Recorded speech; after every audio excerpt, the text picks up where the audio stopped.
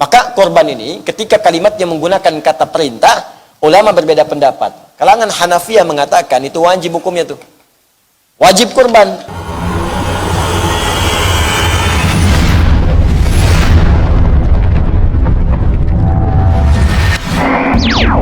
Ingat baik-baik teman-teman sekalian, ini sudah saya padukan di sini hukum-hukumnya. Insyaallah ada di sini. Tinggal dibaca saja. Ya, kalau terkait dengan pelaksanaan Idul Adha, saya sudah banyak bahas. Jadi bisa dilihat di video-video yang lalu, itu sudah Allah sudah didapatkan di situ. Ya, terkait dengan hewan, ini yang sangat penting. Maka saya ingin sampaikan beberapa hal poin penting. Yang pertama, awas hati-hati. Dalam Al-Quran di surah Al-Kawthar ayat 1 sampai dengan ayat ketiga atau Al-Hajj ayat ke-34, ya para ulama menyimpulkan, kita hafal Al-Kawthar. Inna a'tainakal fasalli li rabbika wanhar itu kalimat perintah. Perintah itu bisa 3 jenis. Bisa mubah. Awas, perintah silahkan tapi mubah, diberi pilihan. Kerjakan silahkan, tidak silahkan. Seperti perintah makan, wakulu washrobu, silahkan. Quran surah 7 ayat 31. Silahkan makan, minum. Mau makan silahkan, minum nggak ada masalah. Ya, jangan disimpulkan kalau nggak makan dosa, tidak. Makan silahkan, tidak silahkan, itu mubah, boleh, itu hukum asal. Ada yang kedua sunnah, perintah untuk sunnah. Ya, kerjakan, sunnah hukumnya. Nikah misalnya, perintah, ankihul ayama, silahkan menikah, sunnah hukumnya. Jelas ya? Dari mubah naik ke sunnah. Ada yang sifatnya wajib, kerjakan seperti sholat, fardu. Ya, aqimis sholata liduluki syamsi ila ghasaqil laili wa qur'an al-fajri. Tunaikan sholat 5 waktu, fardu hukumnya wajib. Maka korban ini ketika kalimatnya menggunakan kata perintah, ulama berbeda pendapat. Kalangan Hanafiyah mengatakan itu wajib hukumnya tuh. Perhatikan sahabat. Wajib korban kalau sudah dia memiliki kesanggupan untuk korban. Jadi kalau dalam mazhab Hanafi, kalau ada orang sudah sanggup dia berkorban, sengaja tidak berkorban, maka itu hukumnya dosa. Apa sandarannya? Termasuk hadis Nabi sallallahu alaihi wasallam, riwayat sahabat Abu Hurairah, Ibnu Majah nomor hadis 3123. Di buku saya halaman 34. Perhatikan, an Abi Hurairah, ya, an Abi Abdurrahman ibn Sahar, dari Abdurrahman bin Sahar, an Abdurrahman ibn Sahar, Abu Hurairah radhiyallahu taala anhu, an Nabi sallallahu alaihi wasallam qala, hadis riwayat Nabi sallallahu alaihi wasallam, beliau menyampaikan, lihat kalimatnya, man kana lahu sa'atun wa lam yudhi fala yaqrabanna musallana, fala yaqrabanna pakai nun taukid, musallana. Awas, hati-hati. Siapa yang punya keluasan harta, punya kemampuan berkorban, tapi dia tidak mengerjakannya, maka kata Nabi, jangan dekat-dekat tempat sholat kami. Dan pakai nun taukid untuk menguatkan, kencang, tegurannya keras. Mampu berkorban, datang ke pesta weekend tiap malam, tiap hari, makan minum enak di restoran paling mahal, berangkatnya juga ke tempat paling bagus, hotelnya semalam 48 juta, nginepnya luar biasa, korban nggak mampu. Astagfirullahaladzim. Uang dibakar-bakar tiap hari, dikumpulin 4 juta setahun, kurban 2 juta nggak mampu. Nah loh, ini penting sahabat. Rokok mampu, kurban nggak mampu. Astagfirullahaladzim. Kenapa nggak Anda kumpulkan tahun ini? Saya berhenti merokok dulu. Kenapa Pak? Papa mau kumpulkan buat kurban. Malu sama Allah. Gisap-gisap asap, duit hilang. Mudah-mudahanlah kali ini asapnya bisa dibakar, aromanya harum sampai ke surga. Kumpulin, ternyata begitu dikumpulkan setahun dapat 2 kambing. Masya Allah. Alhamdulillah ya Allah, kau berikan aku hidayah mengganti rokok dengan kurban. Masya Allah. Balik. Kalau nggak percaya coba deh, setiap kebiasaan Anda merokok kumpulkan ganti dengan uang kurban. Jadi setahun begitu jadi kurbannya bisa nangis Anda. Ya Allah. Masya Allah. Pak Haji, saya bisa kurban ternyata, Masya Allah. Masih mau merokok kamu? Kalau bisa sih di akhirat, bisa nggak Pak Haji? Bisa aja, ntar asapnya ambil di neraka. Nauzubillah min dzalik. Apinya, ya. Paham ya? Ayo ganti. Nah, kalimat fala yaqraban, nah jangan dekat-dekat musola kami, itu kata ulama Hanafiyah, itu kecamannya tinggi, makanya hukumnya wajib. Ya. Kemudian mazhab Syafi'i berpandangan itu sunnah kifayah. Ada yang mengatakan sunnah ain.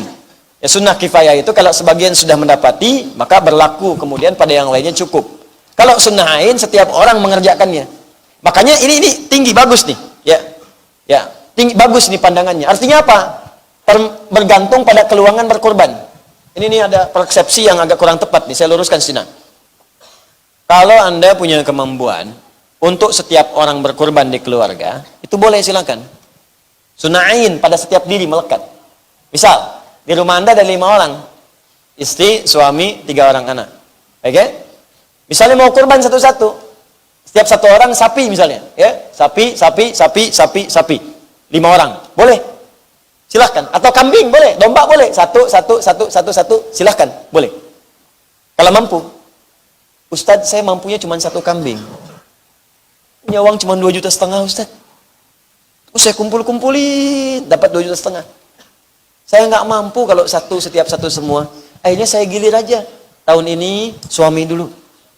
Tahun depan baru saya. Tahun depan lagi anak saya. Pertanyaan saya, Bu, apa mungkin tahun depan suami ibu hidup? Apa mungkin anak ibu masih hidup? Maka ganti dengan rumus kedua. Apa rumus keduanya? Korban 1 hewan di atas namakan keseluruhannya. Boleh. Boleh ya. Kan saya yang ustadz situ non. Udah jamaah, apalah hadis enggak, Quran enggak apa. Nawar lagi. Boleh. Bukan boleh, tapi memang diajarkan. Makanya Nabi saat kemudian berkorban, kalimat Nabi 3.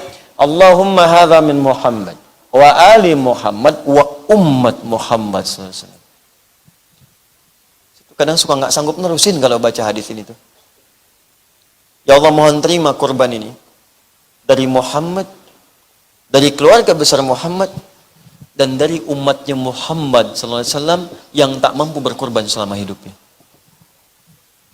Nabi itu kalau kurban, sebagian di atas namakan Nabi, keluarga besarnya, dan beliau atas namakan umatnya yang nggak bisa kurban. Ya Allah, umat saya nggak bisa kurban. Saya mohon terima kurban saya ini atas nama umat saya yang nggak bisa kurban selama hidupnya. Azizun alaihi ma'anittum harisun alaikum bil mu'minina raufur rahim. Sangat peduli dengan kita. Kalau perlu beban kita ditanggung oleh beliau. Sangat cinta, lemah lembut pada orang-orang beriman. Ini kita tuh dipikirin gitu, belum korbannya udah kepikiran oleh Nabi. Nabi tuh ngebayangin nggak semua umat saya mungkin nggak bisa korban. Ya Allah, kalau mereka nggak mampu terima korban atas nama umat saya nggak bisa korban. Hadisnya sahih. Di buku saya ada saya cantumkan sampai riwayatnya. Maka kalimat min Muhammad ini menunjukkan sifat aini. Untuk pribadi boleh. Satu sendiri boleh. Ali Muhammad untuk keluarga. Ini kalau mau korban atas nama keluarga boleh. Ali Muhammad, keluarga besar Muhammad, saat beliau berkorban, ada yang sebagian sudah meninggal. Sayyidah Khadijah sudah wafat. Masuk keluarga Nabi Muhammad. Ketika kita mendoakan Allahumma salli ala Muhammad wa ala ali Muhammad, masuk keluarganya. Semua keluarga Nabi itu didoakan oleh kita. Istri-istrinya, anak-anaknya, cucunya, kerabat, semua masuk di situ. Dan ketika beliau mengatakan Ali Muhammad, bukan cuma yang hidup, yang wafat sudah ada. Kata para ulama di sini mengatakan boleh berkorban. Ini sepakat ulama nih. Boleh berkorban untuk yang wafat, boleh. Cuman perbedaannya cuma 2 saja. Kata Al-Imam Asy-Syafi'i, boleh diniatkan pada yang telah wafat jika ada wasiat. Kata yang lain jumhur mengatakan tidak perlu ada wasiat. Karena kalau nggak wasiat pun pasti pengen dikorbankan. Al-Imam Asy-Syafi'i mengatakan silakan berkorban untuk yang telah wafat jika ada wasiat. Di semua ulama sepakat boleh korban itu diatasnamakan bagi yang wafat, boleh. Misal ayah saya telah wafat, terus saya pengen berkorban untuk ayah saya, niatnya ya boleh. Saya carikan sapi atau kambing, niatkan untuk ayah saya, boleh. Cuma beda pendapat saja. Kata Imam Syafi'i, ada wasiat gak? Kalau ada wasiat silahkan. Kalau tak ada, beliau mendiamkan. Jumhur mengatakan tak perlu ada wasiat pun boleh, karena lafaz hadisnya tidak menunjukkan ada wasiat. Jelas ya? Baik, yang terakhir umat Muhammad. Itu khusus kehususan bagi Nabi sallallahu alaihi wasallam. Di itu baru 1 hadis, turunan hukumnya udah banyak. Fikih itu begitu. Jadi jangan tanya lagi, Ustaz, apakah boleh saya misalnya berkorban untuk orang tua yang telah wafat? Boleh, silakan. Tapi jelaskan di situ tujuannya. Ya, kalau mau lebih cepat lagi, sebutkan keluarga besarnya. Keluarga besar misalnya Bapak Muhammad, maka istrinya masuk, anaknya masuk, cucunya masuk, ada di situ. Ya. Jelas ya? Nah, jadi jangan muskil lagi di sini kalau ada yang memang kadarnya dapat titipan dari Allah, misalnya 1 kambing ingin untuk keluarga, niatkan untuk keluarga.